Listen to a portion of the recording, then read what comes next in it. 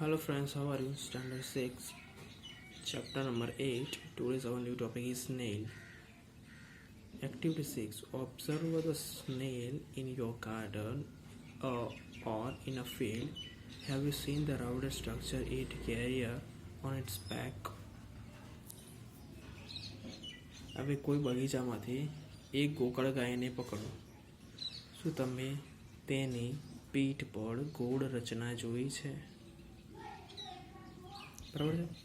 This is called a shell and it is the outer skeleton of a snail. Okay, તેને શું કહેવામાં આવે છે? કવચ કહેવામાં આવે છે. તે ગોકળગાયનું બાહ્ય કંકાલ છે. But is not made of bone. The shell is single unit and does not help in moving from place to place. Okay.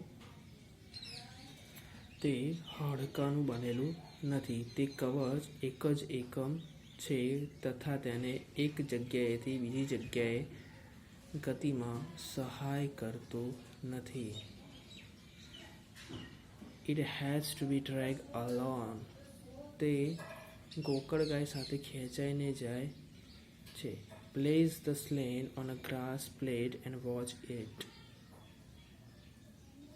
When it starts moving carefully, lift the glass plate along with the snail over your head. ગોકળગાયને કાચની plate પર મૂકી જુઓ. જ્યારે ચાલવાની શરૂઆત કરે ત્યારે કાચની પ્લેટને પર ઉઠાવી તેની નીચેથી તેની ગતિનું અવલોકન કરો. A thick structure and the head of the snail may come out an opening in the shell. The thick structure is its foot. હવે કવચના છિદ્રમાંથી ગોકળગાયની એક જાડી સંરચના તથા શીર્ષને બહાર આવતા જોઈ હશે. આ જાડી સંરચના તેના પગ છે. Made of a strong muscle. Now carefully tilt the glass plate. Okay, તો સાવધાનીપૂર્વક કાચની પ્લેટને ઝુકાવો. The wavy motion of the foot can be seen. Okay, તો પગની તરંગિત ગતિ તમે જોઈ શકશે. The movement of snail slow or fast as compared to an earthworm. Okay, તો ગોકળગાયની ગતિ અળસિયા કરતાં પણ ધીમી છે. Cockroach. Activity 7. Observe the cockroach. The cockroach walk and climb as well as fly in the air. Okay, તો કોઈ વંદાનું અવલોકન કરો છો. વંદો જમીન પર ચાલે છે અથવા દિવાલ પર ચડે છે અથવા હવામાં ઉડે છે. They have 3 pairs of legs. Okay, તો તેને 3 જોડ પગની હોય છે. This help in a walking. તો આ તેને ચાલવામાં મદદરૂપ કરે છે. The body is covered with a hard outer skeleton. Okay, તેનું શરીર બાહ્ય કંકાલ દ્વારા ઢંકાયેલું હોય છે. Is made of plates joined together and that permits movement. Okay, તો આ કંકાલ વિવિધ એકમોનો પરસ્પર સાંધા દ્વારા બનેલા હોય છે જેના કારણે ગતિ શક્ય બને છે. There are 2 pairs of wings attached to the body behind the head. Okay, પીઠના ભાગેથી 2 જોડ પાંખ પણ જોડાયેલ હોય છે. The cockroach have distinct muscles. Those near the legs move the legs for walking. Okay, વંદામાં વિશિષ્ટ સ્નાયુઓ આવેલા હોય છે જે સ્નાયુ ચલન પાદની નજીક આવેલા છે. The body muscles move the wings when the cockroach flies. Okay, અને પૃષ્ઠોના સ્નાયુઓ વંદા ઉડે છે ત્યારે તેમની પાંખોની ગતિ આપે છે.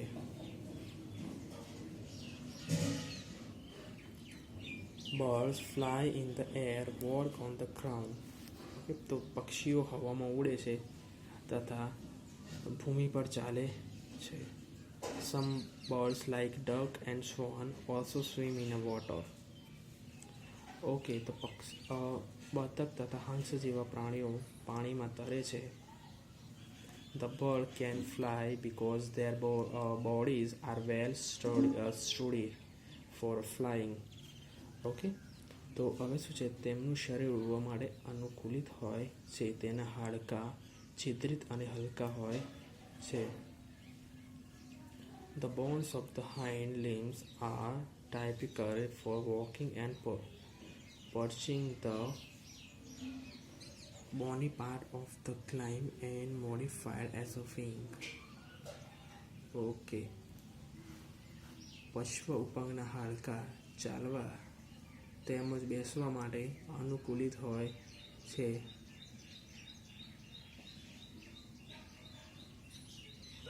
અગ્ર ઉપાંગોને અસ્થિ ભાગ રૂપાંતર થઈ પાંખ બનાવે છે.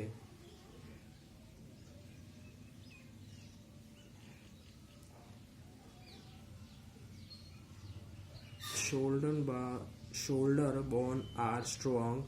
The breastbone are modified to hold muscles of flight, which are used to move the wings up and down.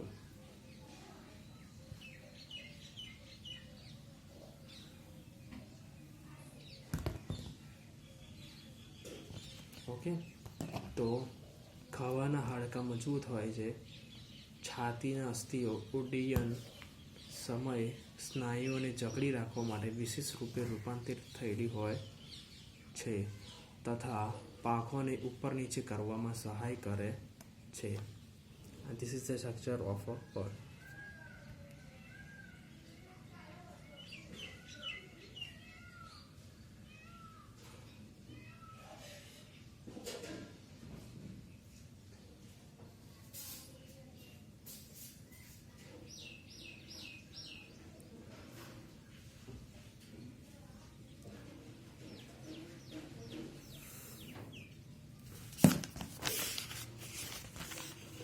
Activity 8. Fish. Make a paper boat, put in the water and push it with one narrow and pointing figure 8.22. Okay, તો એક કાગળની હોડી બનાવવાની છે અને તેને પાણી પર મૂકવાની છે. હવે તેના અણીવાળા ભાગને આગળ ધકેલવાનો છે. Did it go into the water easily? તો તમે જોઈ શકો છો કે પાણીમાં સરળતાથી આગળ વધી રહી છે.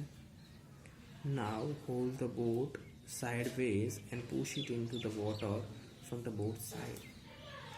ઓકે, હવે હોડીને બંને છેડેથી પકડીને તેની પહોળી બાજુએ ધક્કો મારવાનો છે. બરાબર, બે ફિગરમાં દર્શાવેલું છે. Are able to make the boat move in the water when push it from the sides. Okay, તો શું કરો છો, તો આવી જ રીતે પાણીમાંથી સરળતાથી ચાલી શકે છે.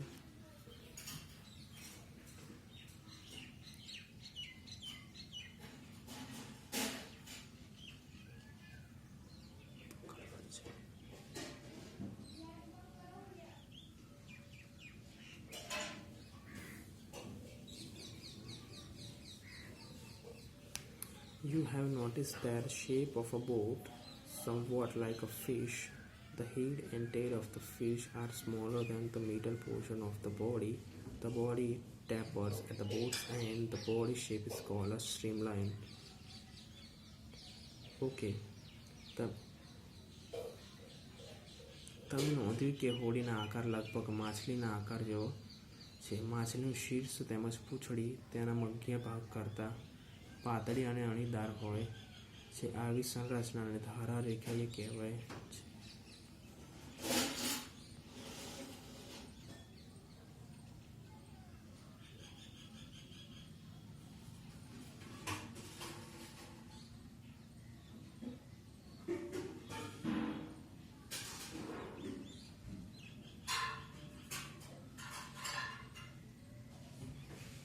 The shape is such the water can flow around the easily and allow fish to move in the water.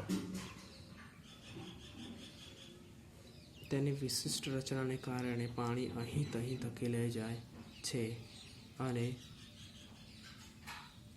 માછલી સરળતાથી તરી શકે છે. The skeleton of a fish is covered with strong muscles during the swimming. Okay, તો માછલીના હાડકાં દ્રઢ સ્નાયુઓથી ઢંકાયેલા રહે છે. During the swimming, muscle make a front part of the body curve and one side of the tail part swings toward the opposite side. Okay, તો તરવાની પ્રક્રિયામાં શરીરનો અગ્રભાગ એક બાજુ વળે છે તથા પૂંછડીની વિપરીત દિશામાં વળે છે. ઓકે, તો મેં જોઈ શકો મોડું આ સાઈડ મૂવમેન્ટ છે, મોડું આ સાઈડ મૂવમેન્ટ આ સાઈડ છે. એ રીતે શું કરે છે? It can swim in the water. Then quickly the body and tail curve the outside. This makes the jerk and pushes the body toward. Okay, તો માછલીને પોતાના શરીરથી વાળે છે ત્યારે તીવ્રતાથી તેની પૂંછડી બીજી દિશામાં વળી જાય છે. તેનાથી એક ધક્કો લાગે છે અને માછલી આગળની તરફ ખસે છે. આવા પ્રકારના ક્રમિક ધક્કાઓ દ્વારા માછલી આગળ વધતી જાય છે. પૂંછડીના મેઇન પક્ષોની આ કાર્યમાં મદદરૂપ થાય છે. Fish also have other fin on their body, which is mainly help to keep their balance on the body of to keep direction while swimming. Did you ever notice that the underwater divers wear fin like a flipper on their feet to help them move easily in the water? હવે જે માછલી છે એના બીજા શરીર પર શું કરેલા હોય છે? મેઇન પક્ષ આવેલા હોય છે જે તરતી વખતે પાણીમાં સંતુલન બનાવી રાખવા તેમજ દિશા નક્કી કરવામાં સહાય કરે છે. શું તમે ધ્યાન આપ્યું છે કે ગોતાખોર બરાબર છે તેમના પગમાં વિશિષ્ટ મીન પક્ષ અથવા ફ્લિપર પહેરે છે જે પાણીમાં સરળતાથી ગતિ કરવામાં મદદરૂપ થાય છે.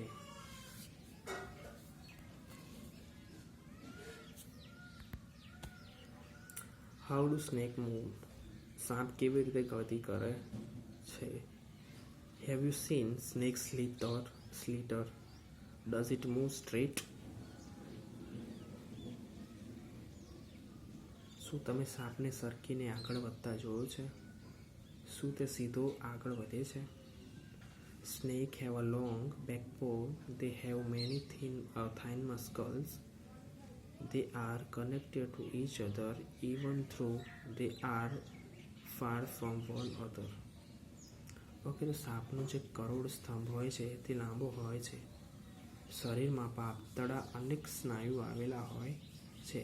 તે પરસ્પર જોડાયેલા હોય છે.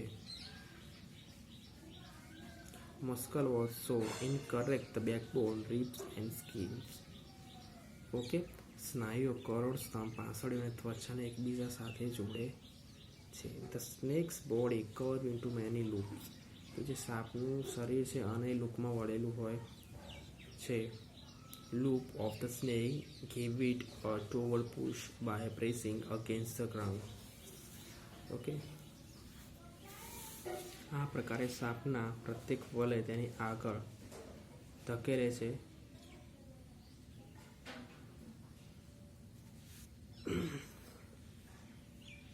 Since its long body makes many loops and loop give it the push, the snake moves over very fast, not in a straight line. Okay, તો શરીરનું વલય બનાવે છે અને પ્રત્યેક વલય આગળ ધક્કો મારે છે. આ કારણે સાપ અત્યંત ઝડપથી ગતિ કરીને આગળ વધે છે પરંતુ સીધી ગતિમાં રેખામાં આગળ ગતિ કરતો નથી. We have learned about use of the bone and muscle for the movement. Different animals, Paheli and Buzo, have many questions in their sacks about the different movement in the animals, so you would having an undershow question buzzing in your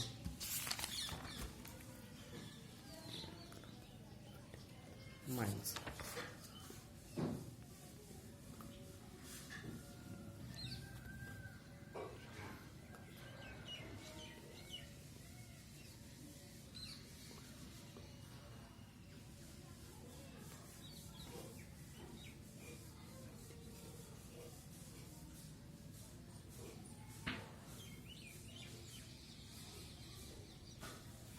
આપણે વિવિધ પ્રાણીઓની ગતિ પ્રદાન કરતા અસ્થિઓ અને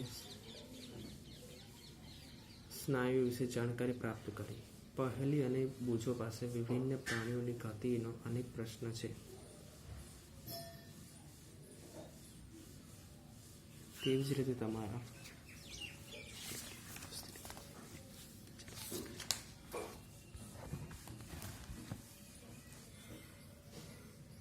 The ancient Greek philosopher Aristotle in book Great of Animal asked himself this question: why do different animals have the body part that they do have, and how do this body part help animal to move the way they do? Okay, તો પ્રસિદ્ધ Greek દાર્શનિક છે એરિસ્ટોટલે એમના પુસ્તક gate of એનિમલમાં સ્વયં પોતાની જાતને આવા એક પ્રશ્ન પૂછ્યા હતા: વિવિધ પ્રાણીઓના શરીરોમાં વિવિધ ભાગ શા માટે હોય છે? બરાબર છે. આ વિશેષ અંગ પ્રાણીઓને ગતિમાં કેવી રીતે સહાય કરે છે? What are the similarities and difference in these body parts between different animals? Okay. આ વિશેષ અંગ તે પ્રાણીને ગતિમાં કેવી રીતે સહાય કરે છે? What are the similar? Okay, વિવિધ પ્રાણીઓના શારીરિક અંગોમાં સમાનતા અને વિભિન્નતાઓ છે. How many body parts are needed by different animals for moving from place to place? વિવિધ પ્રાણીઓને ચાલવા માટે કેટલાક અંગો આવશ્યક છે? Why do legs for humans and for cows and buffaloes? Okay, તો મનુષ્યને 2 પગ છે જ્યારે ગાય અને ભેંસને 4 પગ હોય છે. Many animals seems to having an even number of legs. Why? બરાબર છે. ઘણા પ્રાણીઓને એકી સંખ્યામાં પગ હોય છે. બેકી સંખ્યામાં પગ હોય છે. Why is the bending our legs different from that our arms? આપણે પગને વાળવાની રીત આપણા હાથને વાળવાની રીતથી અલગ કેમ હોય છે?